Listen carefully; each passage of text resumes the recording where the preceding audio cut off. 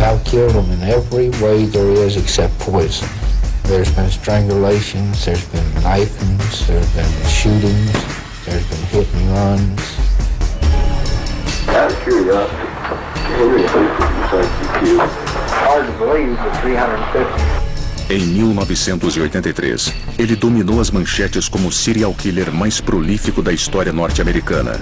O pior dos piores.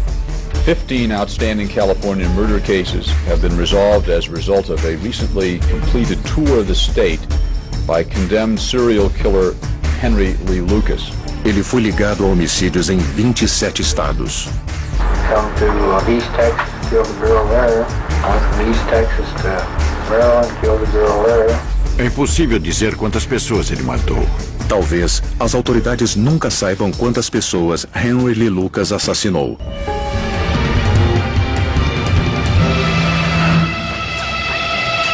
Serial Killers.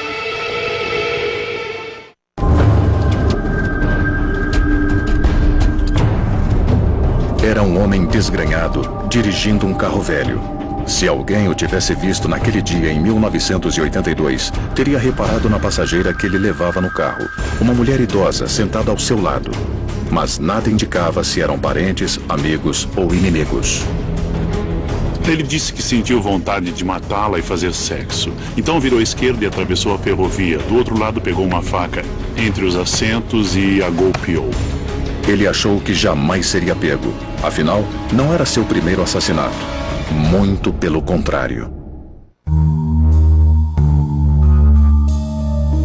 Ele começou apenas estrangulando e esfaqueando. E apenas mulheres sozinhas. Depois, ele começou sua maratona para bater o recorde mundial. Para o patrulheiro do Texas, Phil Ryan, tudo começou como mais um caso de pessoa desaparecida. Em 1982, ele foi chamado para investigar o desaparecimento de uma mulher em Stony Brook, uma cidade pequena no norte do Texas. Kate Rich, de 80 anos, estava com a saúde debilitada, mas totalmente lúcida. Ela foi criada em Oklahoma, viúva, e se mudou para Stony Brook. Ela tinha... Bom, era uma casa bem modesta, podemos dizer que era pobre. Ela não era o tipo de pessoa que se mudaria sem avisar ninguém. Eles gostavam muito dela. Quando ela desapareceu, ficamos preocupados quase imediatamente. Suspeitamos que poderia ter acontecido um crime. Fizemos as buscas normais. Procuramos sinais de covas. E fizemos a vitimologia, investigamos se alguém tinha problemas com ela e quem tinha acesso a ela. Quando terminamos a peneira, sobrou apenas o Henry. As suspeitas recaíram sobre Henry Lee Lucas, um ex-presidiário de quase 50 anos. Um dos filhos de Kate havia mandado Henry a Stony Brook para reformar a casa da mãe, e foi lá que ele se hospedou. Henry também levou sua namorada, Beck Powell, de apenas 15 anos. Kate parecia feliz com o arranjo, mas seus outros filhos não confiavam em Henry. Eram uns aproveitadores. Usavam da conta dela no mercado, compravam cigarros e eles não estavam fazendo o que deviam fazer, que era reformar a casa. Quando os filhos de Rich o expulsaram, ele e Beck foram abrigados por uma comunidade religiosa local chamada Casa da Oração. Lá, ocuparam um galinheiro abandonado. He was a quiet guy and he's pleasant to be around. And every time I as much as mentioned doing it, that I need to do something, he would jump and do it. Mas eles não perderam contato com Kate Rich. Certo dia, ele disse a um dos membros da Casa da Oração que ia passar na casa de Kate e ver se ela queria uma carona até a igreja. E ninguém a viu depois disso. Ele foi a primeira pessoa que procuramos. Na busca por Kate Rich, a polícia não encontrou nada além de sua bolsa. Ela havia sido jogada de uma ponte entre sua casa e a de Henry. Meses se passaram. A temporada de caça começou e acabou. Ninguém encontrou nenhum corpo. Ele estava bem coberto, escondido, enterrado. Kate não era a única mulher desaparecida em Stony Brook, no Texas. Os investigadores descobriram que a namorada de Henry, Beck, também havia sumido misteriosamente há cerca de um mês.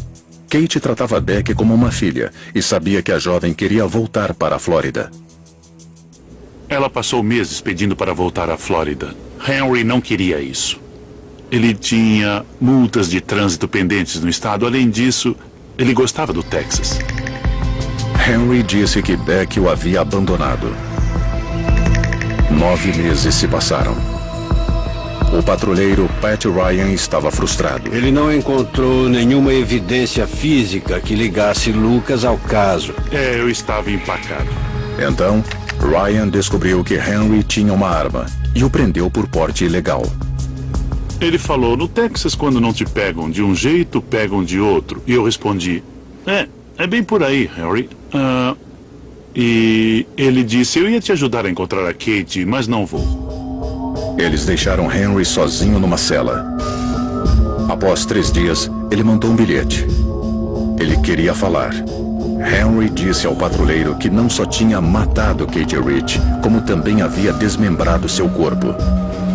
Depois, queimou os pedaços e enterrou as cinzas e ossos. Ele mostrou onde havia enterrado os restos mortais, nos fundos do galinheiro da Casa da Oração. Ele escavou o terreno em vários pontos, onde tinha enterrado as cinzas e os ossos. Eram ossos humanos, mas na época não dava para saber de quem eram. Não sei se hoje seria possível. Dependendo de quais ossos sobraram e do estado deles, é possível determinar o gênero e, às vezes, até a idade. É impossível determinar a causa da morte, as circunstâncias da morte e também a hora da morte. E, basicamente, qualquer evidência física teria desaparecido. Seguindo suas instruções, a polícia encontrou o local onde Henry havia deixado Kate após matá-la. Olha, bem aqui. Na estrada, nós encontramos os óculos dela. Na outra ponta, nós encontramos parte da roupa. Henry tinha mais a dizer. Ele se emocionou ao relembrar sua namorada, Frida Powell, a garota de 15 anos que chamava de Beck. Eu só ouvi demonstrar emoção quando ele falou sobre a Beck Powell. Foi a única emoção que ele demonstrou, além de autopiedade. Henry foi apresentado a Beck por seu antigo parceiro de viagens, Ott Stuhl, um homem forte e mal encarado, com quem entrava e saía da prisão. Beck era sua sobrinha. Apesar de jovem, ela já não tinha uma vida fácil. Sua mãe, uma viciada em drogas, havia cometido suicídio. Algumas pessoas nascem para sofrer. Ela só queria atenção. Acho que Henry chegou o mais perto possível de ser o amor da vida dela. Henry, que tinha uma queda por mulheres jovens, ficou encantado com Beck. Aos 15 anos, Beck havia deixado a escola e o casal se tornou inseparável. Normalmente, quando um homem adulto procura crianças ou adolescentes, é porque se sentem inseguros com mulheres mais velhas e não conseguem abordá-las. Também é mais fácil persuadir e mentir para adolescentes, ou eles são pedófilos com uma preferência por certa faixa etária e só se sentem atraídos por esse grupo. Na Casa da Oração, Beck entrou em desespero. Num livro de matemática, ela escreveu: Deus amado, por favor, me ajude. Eu fugi de casa. E completou: não deixe que os homens se acostumem comigo ou se apeguem. Ela disse ao Henry que ia voltar para a Flórida. Ele fez um teatro fingindo que ia deixar a Casa da Oração e levar Beck de volta à Flórida. O casal deixou a comunidade. Com pouco dinheiro e sem carro, eles pediram carona. Passaram a noite num acampamento de mendigos na beira da estrada. Era um verão úmido e quente. Henry estava bebendo. Os dois discutiram. We kept arguing and cussing each other, and finally I just told her that we were going back the next morning to the garden. Beck bateu nele. Então ele pegou uma faca e a matou. I just picked it up off the blanket and brought it around, hit her right in the chest with it. Disse que foi um reflexo. I didn't do it because I didn't love her or anything like that. It was because of arguments because of difficulties that I've been having through my life. Eu perguntei, então por que a matou? Pelo mesmo motivo, para fazer sexo. I guess it got to be a part of my life, having sexual intercourse with the dead. Henry Lee Lucas levou o patrulheiro e a polícia a um campo onde disse que encontrariam Beck. Lá ele disse, as pernas estão por ali, eu amarrei e arrastei para lá. O resto dela está aqui. Eu acho que talvez a cabeça esteja mais para lá. Os peritos encontraram o esqueleto desmembrado de uma mulher jovem, com a idade e a estatura aproximadas de Beck. O legista nunca foi capaz de identificar os corpos como sendo de Beck ou Kate Rich. Hoje em dia, com o DNA, podemos examinar o osso e obter amostras de DNA para determinar a identidade da vítima, mas precisamos ter alguma coisa para comparar.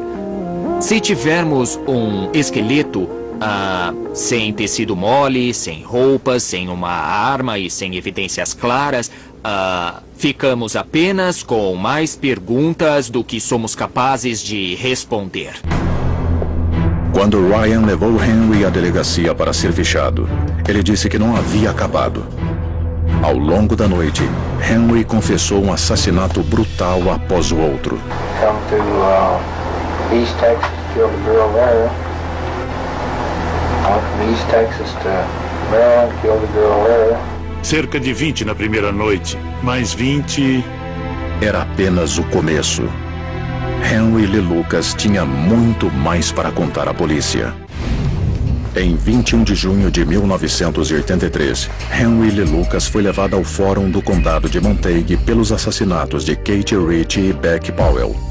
Mike Cox, um repórter de Austin American Statesman, assistiu à sessão. Ele estava prestes a conseguir o maior furo de sua vida. Foi quando Lucas deixou escapar no tribunal que tinha matado mais de 100 mulheres. As agências de notícias reproduziram o anúncio de Lucas, atraindo a atenção da mídia. Henry Lee Lucas says he has killed 100 women. Recebemos ligações de todas as grandes cidades do país, da Inglaterra, França, Alemanha, África do Sul. Henry alegava ter feito vítimas nos estados da Flórida, Louisiana, Oklahoma e Virgínia Ocidental, e se gabava de ter matado de todas as formas imagináveis. I've killed them in every way there is except poison. There's been strangulations, there's been knifings, there's been shootings, there's been hit and runs. De certa forma, os assassinatos eram jogos. Ele queria ver se conseguia escapar. Ele não só escreveu descrições das pessoas que afirmava ter matado, como começou a desenhar retratos de mulheres. E ele descrevia detalhes como ela estava de blusa rosa e calça branca. Ele foi bastante específico. Ele se lembrava de tudo, estradas de terra, minas abandonadas, parques, riachos, lagos. Ele era muito preciso e sempre descrevia a mesma coisa centenas de vezes. E sempre acertava na mosca quando falava de detalhes da paisagem. Isso impressionou muita gente, eles acharam que era tudo verdade. Ao longo da rodovia interestadual 35, no Texas, uma estrada bem movimentada, havia vários assassinatos não solucionados. Houve homicídios ao longo de toda a rodovia 35, que passa pelo condado de Williamson e também por Austin. No dia seguinte, ao anúncio chocante de Henry, o xerife Jim Baltwell foi visitá-lo. Baltwell perguntou sobre o homicídio não solucionado de uma jovem ao longo da rodovia. Foi meio sinistro, porque o corpo foi encontrado na tarde do dia 31 de outubro, no Dia das Bruxas de 1979. Ela foi encontrada no esgoto. Um motorista viu o corpo. E ela estava nua, com exceção de um par de meias laranja. Por isso, era o caso das meias laranjas. Ela nunca foi identificada. Não sabíamos quem era, nem de onde tinha vindo. A vítima havia sido estrangulada. O caso tinha poucas pistas. Havia um anel em seu dedo e uma caixa de fósforos de Oklahoma ao lado do corpo. Procuraram por digitais na caixa de fósforos e no corpo, mas não conseguiram obter nenhuma impressão latente. Isso foi antes de o exame de DNA existir E acho que não coletaram nada de onde se poderia extrair DNA se o caso tivesse ocorrido hoje. Sem as roupas, uma quantidade enorme de evidência ou evidência em potencial é perdida. As meias que a jovem estava usando podiam conter fibras, tanto na sola quanto na parte de cima. Isso é importante. Seria possível comparar essas fibras, mas não havia muita evidência nesse caso. E quando a ausência de evidências sólidas e consistentes é clara, não podemos fazer muita coisa. O xerife Baltwell entrevistou Henry e se convenceu de que ele era o responsável pelo assassinato. Ele o levou até a cena do crime das meias laranjas.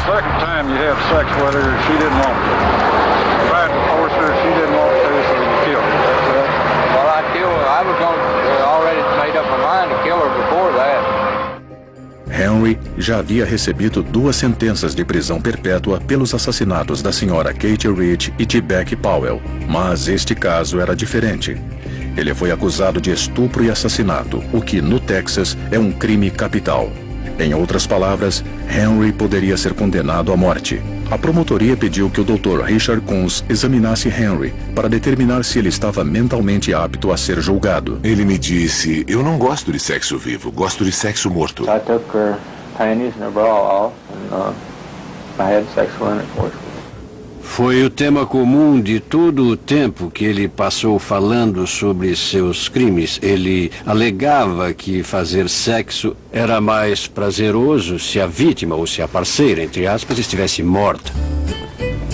Enquanto o xerife Baltwell mantinha seu suspeito no caso das meias laranjas sob custódia, em Williamson, policiais de todo o país pediam para entrevistar Henry sobre homicídios não solucionados em suas jurisdições.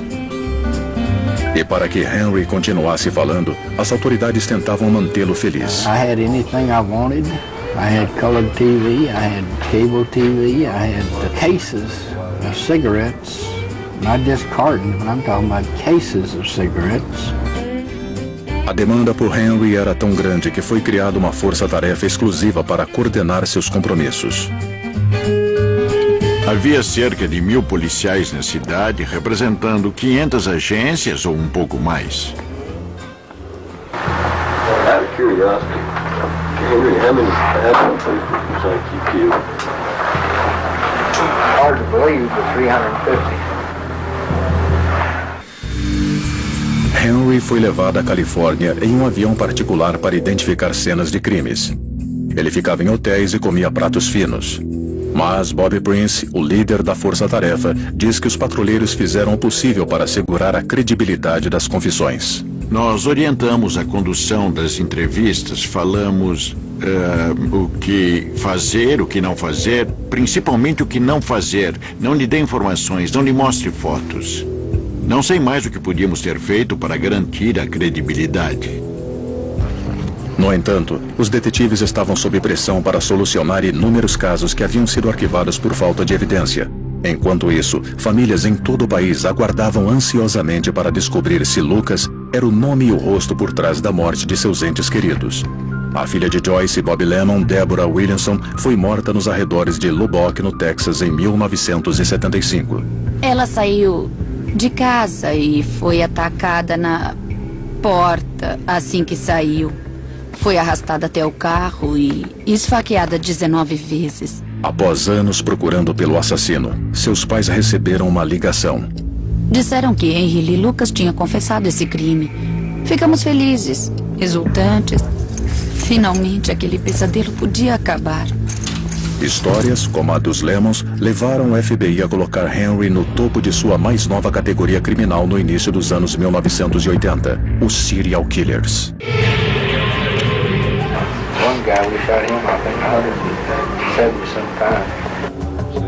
Em 1983, Henry Lee Lucas confessou centenas de assassinatos. Em seguida, adicionou um novo detalhe.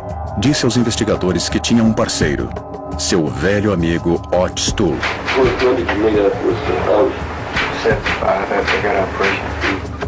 Otis Toole era tão estranho quanto Henry Lee Lucas, talvez até mais. Ele era um ser humano muito perturbado, Quando os dois se conheceram em Jacksonville, na Flórida, o resultado não podia ser outro. Otis Toole era, na verdade, um homossexual gigantesco e também era malvado. Ele era cruel e violento. Ele se vestia de mulher e se envolvia em muitas brigas em bares quando zombavam dele. De acordo com Henry, quando irritado, Otis matava qualquer um de quem não gostasse. E isso era apenas um aperitivo. What really got me though is when he started eating people. I had to get away from that bad, huh? That's so easy. Most of his victims he killed, he'd cut a piece of them off and eat it. Yeah, I couldn't do it. Foi um prato cheio para a mídia, que apelidou os assassinos errantes de Dupla do Inferno. De acordo com Lucas, eles atacavam qualquer mulher que Henry achasse atraente. Eles matavam a mulher e Lucas fazia sexo com o cadáver. Ele era um necrófilo, talvez porque em seus crimes, com Otis, temos a impressão de que ele achava divertido fazer sexo com cadáveres. Os dois pareciam gostar da atenção da mídia e começaram a fazer afirmações absurdas. Eles teriam matado Jimmy Hoffa, teriam fornecido o veneno usado por Jim Jones no suicídio coletivo de Jonestown. Alegaram que Otis Toole havia sequestrado e matado o filho de John Walsh, Adam, na Flórida. Era um festival de horrores e a mídia e o público pareciam querer mais. Henry foi a pessoa mais eficiente do sistema de justiça criminal americano em muitos anos, porque estava resolvendo dezenas de crimes. Nem todos acreditavam em Henry. Seus advogados estavam convencidos de que ele era inocente no caso das meias laranjas. De acordo com a promotoria, ele tinha sequestrado aquela mulher em Oklahoma, na rodovia 40, matado no Texas, descartado o corpo ao norte de Georgetown e dirigiu como um louco até Jacksonville, na Flórida. É uma distância de quase 2.000 quilômetros.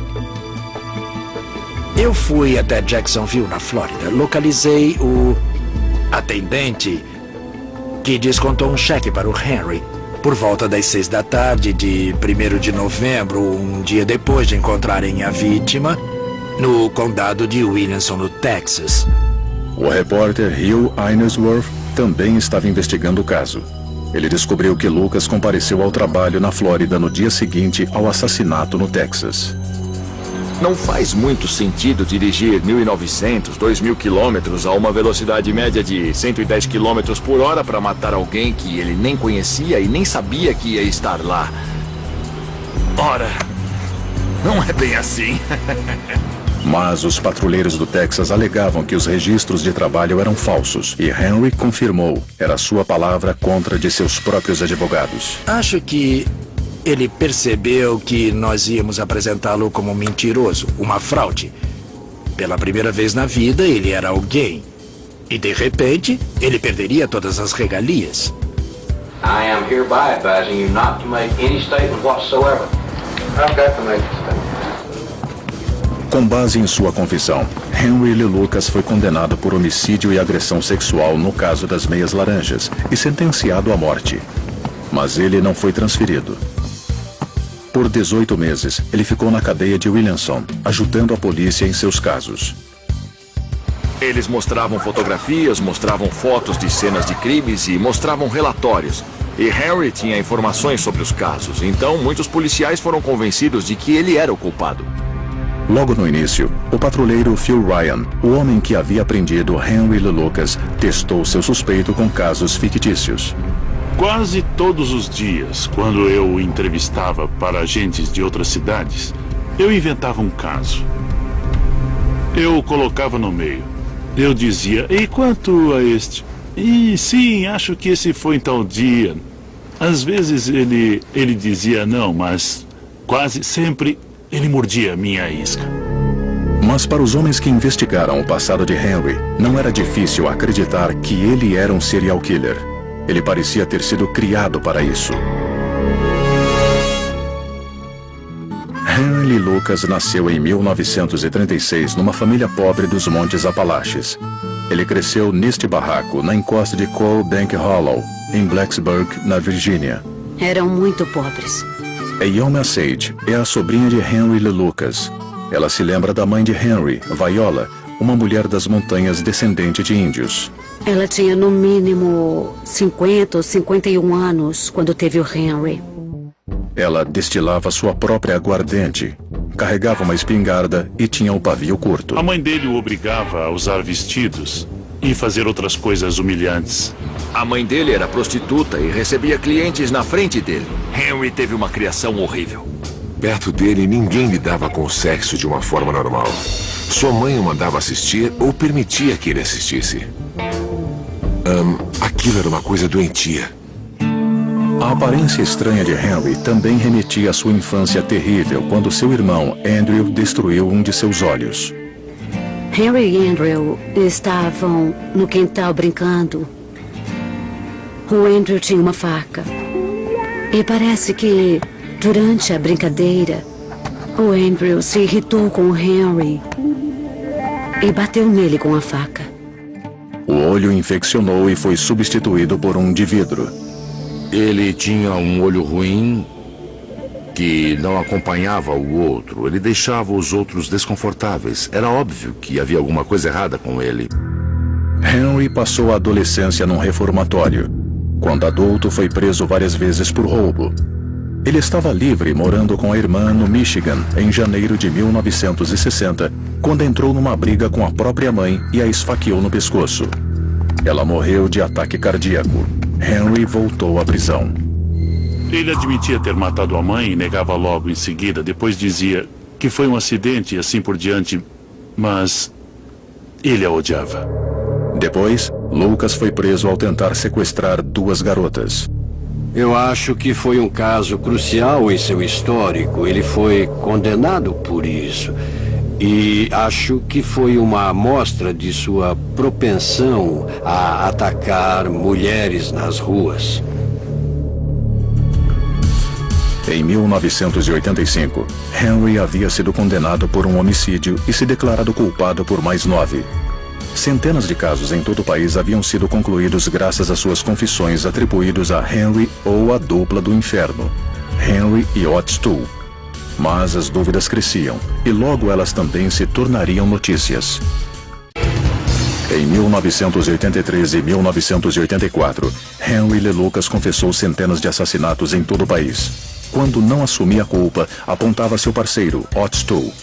Acho que o Henry queria ser conhecido e as pessoas que lidavam com ele queriam que ele fosse conhecido como o maior assassino da história criminal dos Estados Unidos e talvez da história criminal de todo o mundo.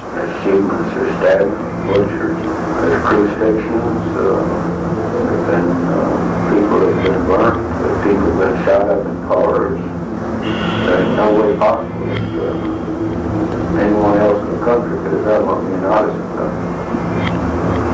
Like you indicated, you had strangled some people, you know. We strangled them by hand, we strangled them by rope, we strangled them by telephone cord, we stabbed them while we were strangling them, everything else. Mas a maioria dos relatos de Henry e Otis não combinava com os detalhes dos crimes que confessavam. E a dupla também entrava em contradição. E pessoas como Jim Mattox, o procurador-geral do Texas, começaram a perceber isso na primavera de 1984. Como um profissional do combate ao crime, eu comecei a suspeitar de que ele não estava falando a verdade e também que a polícia estava só fechando casos em vez de solucionar homicídios. Homicídios verdadeiros. Era isso. Vic Feazell, o jovem promotor distrital do condado de McLennan, ligou para Mattox do seu escritório em Waco pedindo ajuda. Ele estava investigando 3 assassinatos. Os patrulheiros do Texas o estavam pressionando, dizendo que Henry Lee Lucas havia confessado todos eles. Era só uma questão de indiciá-lo. Eu não conseguia entender como Henry Lucas podia ter passado pelo condado de McLennan e matado aquelas 3 pessoas sem que nós soubéssemos. Ninguém o tinha visto lá e não tínhamos nenhuma informação sobre aqueles casos. Feazell incumbiu o investigador de descobrir a localização de Lucas em datas chaves. Conseguimos a ficha odontológica de Henry Lucas, de quando ele extraiu alguns dentes. Isso invalidou algumas confissões. Encontramos registros de que Henry Lucas tinha retirado vales alimentação quando estava em Jacksonville, na Flórida. Cada vez que ele retirava esses vales, era um homicídio a menos em outro lugar. Cada vez que conseguíamos provar a localização dele numa data, era um homicídio a menos.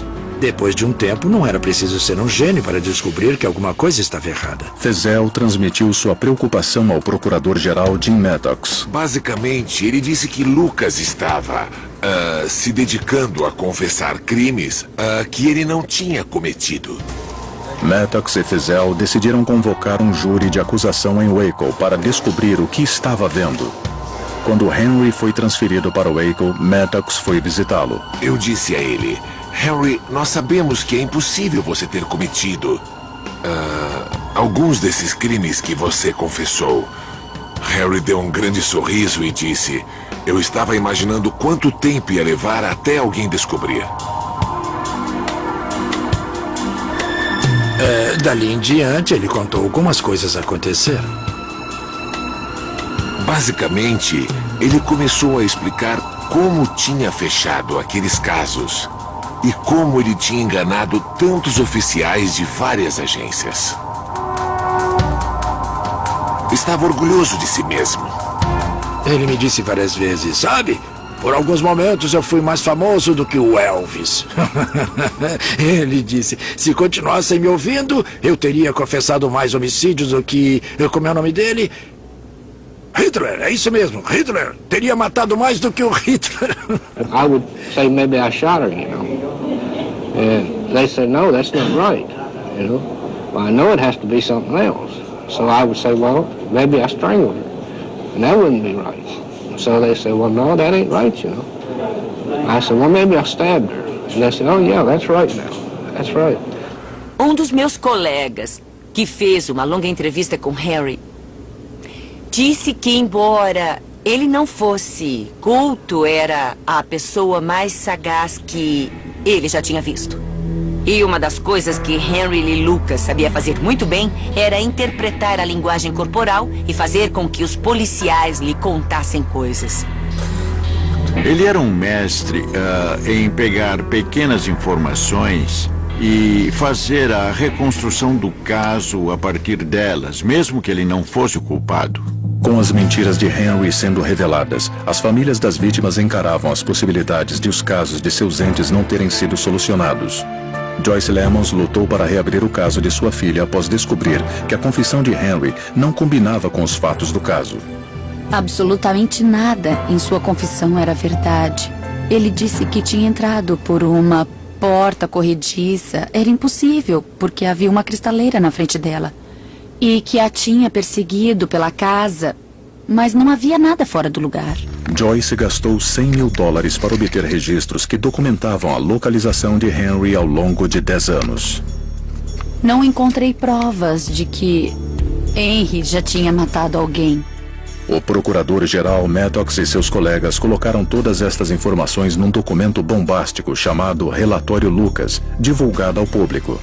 Ressaltaram que não havia evidências físicas ligando Henry aos crimes. E, exceto pelos casos de Kate Rich e Beck Powell, ele nunca havia levado investigadores à descoberta de novas ossadas. Ele devia ser capaz de levar a polícia a uma cova, a uma ossada ou a um local de cremação que eles ainda não tinham descoberto ou não tinham ligado a ele, mas ele nunca fez isso. Ele sempre ia a lugares que já tinham sido examinados, lugares de que já tinham informações. Ele nunca disse nada que já não tivessem descoberto. Foi um relatório contundente, porque ele não só dizia que as agências policiais tinham cometido um erro de julgamento, como também que alguns dos envolvidos na investigação tinham agido contra o interesse público, já que os reais assassinos estavam à solta. Quando o júri de acusação terminou, a força-tarefa foi desmembrada. Ele não tinha nenhuma credibilidade. Ele já havia admitido e ninguém mais quis falar com ele depois disso. Otto, o suposto parceiro de Henry, acabou morrendo na prisão em 1996 devido a uma doença hepática. Ele estava em prisão perpétua por um crime que não tinha nada a ver com Henry. A turnê nacional de Henry Lee Lucas como um serial killer chegava ao fim, mas não a sua história. Os dias de glória de Henry Lee Lucas haviam chegado ao fim. Em 1985, ele foi mandado para o corredor da morte em Huntsville, no Texas. Ao longo da década seguinte, algumas das confissões de Henry foram descartadas, mas 214 casos continuam arquivados. A maioria deles jamais foi julgada, mas Henry ainda consta como autor dos crimes. Ninguém sabe quantos, de fato, pertencem a ele. Ou quantos assassinos continuam livres por causa das mentiras de Henry. Acreditamos no que queremos acreditar. Preferimos pensar que capturamos o bicho-papão e que um homem é responsável por 600 assassinatos, e não que há 600 indivíduos, cada um responsável por um assassinato.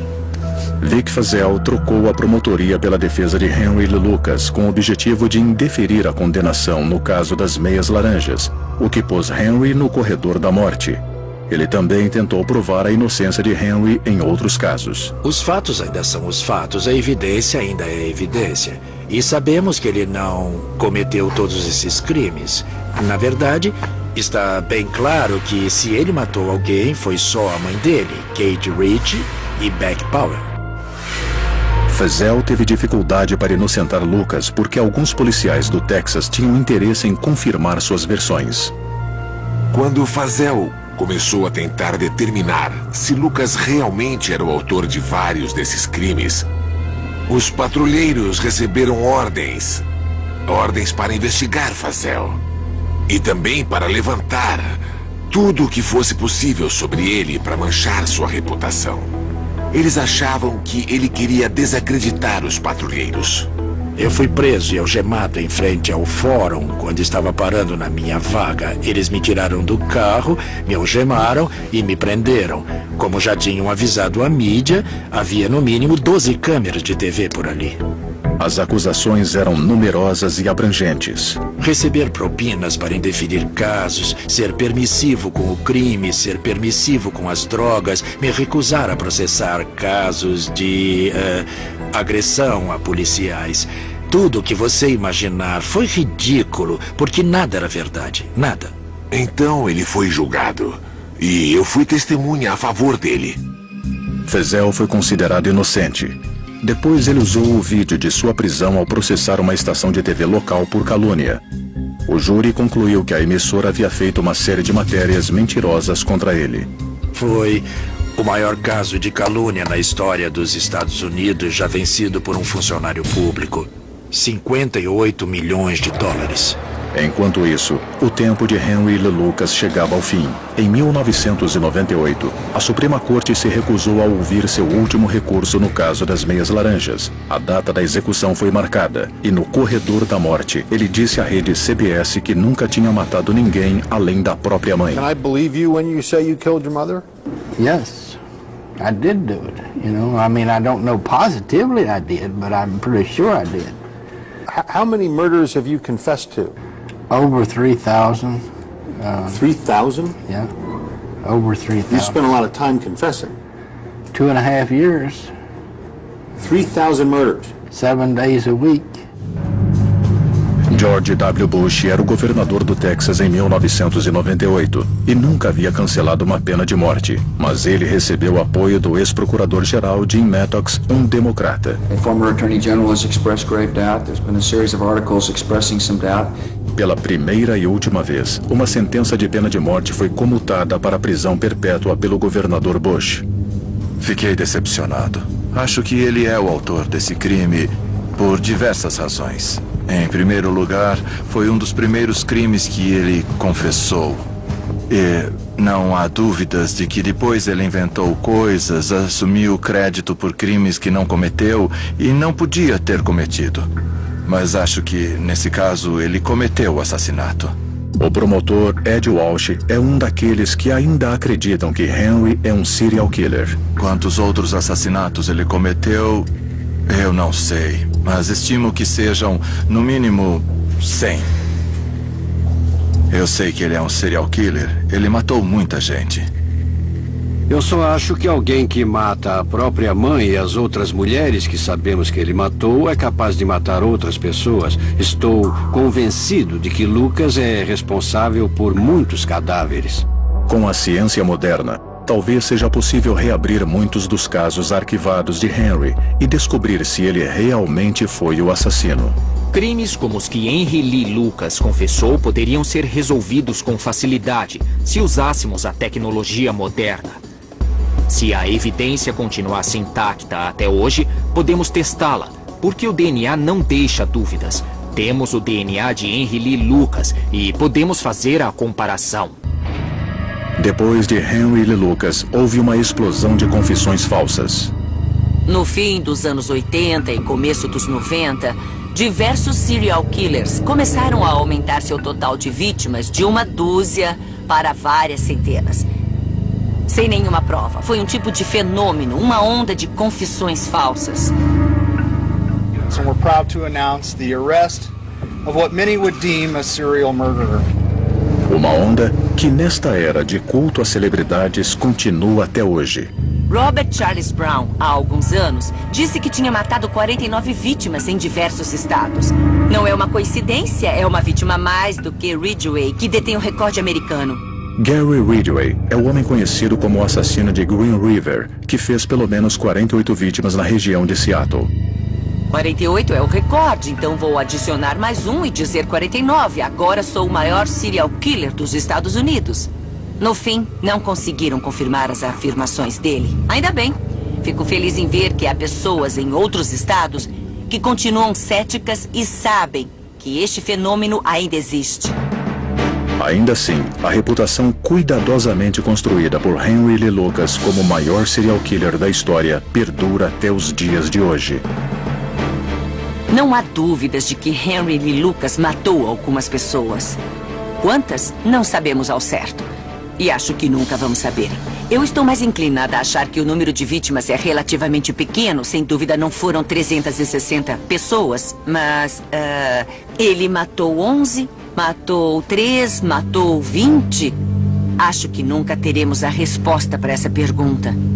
Ele sentiu remorso pelas mortes? Nem um pouco. Ele gostou? Sim, gostou. Então, ele tem a mentalidade de um serial killer? Sem dúvida. O patrulheiro Phil Ryan não ficou surpreso com o rumo que as coisas tomaram. Quando investigou o primeiro lote de crimes admitido por Henry após ter confessado matar Becky, ele não encontrou evidências de nenhum deles. Na maioria dos casos, tudo havia sido inventado pela imaginação doentia e cruel de Henry. Eu queria ter falado com Henry. Eu tentei por muitos meses, ao longo da investigação, e depois disso entrar em contato com ele. E acho que antes de ele se tornar arrogante e famoso e de começar a achar que era alguém, eu estava chegando perto da verdade. Eu acho que ninguém chegou perto da verdade. Henry Lee Lucas morreu na prisão de insuficiência cardíaca, poucos meses após ter sua pena de morte comutada pelo governador George W. Bush. Versão brasileira Vox Mundi.